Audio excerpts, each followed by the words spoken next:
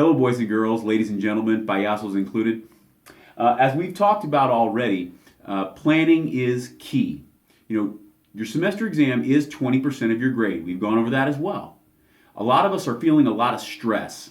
And if you have a lot of stress because you need to get an 80 so you can pass the class and earn your credit for the semester or whatever the case may be, planning is the key. Let me show you one of the biggest reasons that planning helps.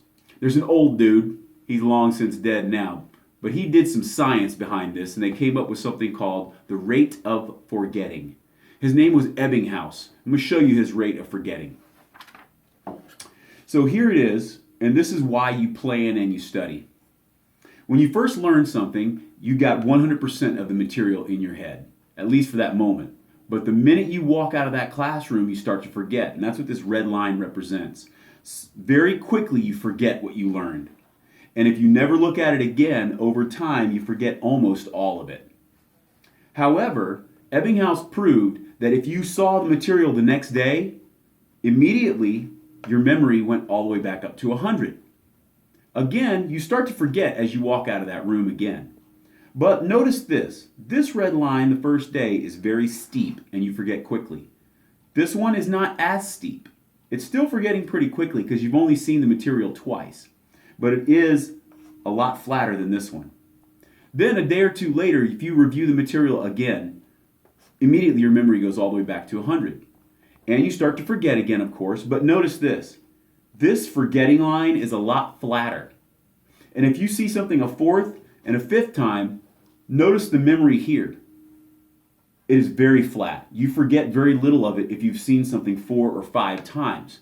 That's a key.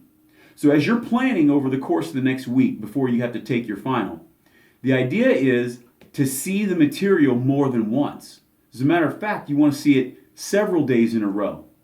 We'll talk about different ways to look at the material in the next set of slides. So planning is a huge key. You're going to need to get your calendar out. You're going to need to think about which classes or which periods are going to be on each day. The 2 exams you have on Tuesday next week, you need to study for them tonight. Don't wait until next Monday. You need to start now. Something that you have next Friday, you might be able to put off tonight and put off until the weekend even, because you'll have some more time on the back. I'm not saying don't study at all for what you have next Friday, but I'm saying plan ahead. Your electives like PE or orchestra or band, some of those things you might get those exams done a little bit ahead of time, or you can ace them because that's your strong subject. Those ones you don't have to plan as much time for. But your things like your biology, your pre-calculus, your U.S. history, the classes that are more difficult for you, you do need to plan multiple exposures. The more often you see something, the better off you're going to do with it. Ebbinghaus proved it, and it still holds true today.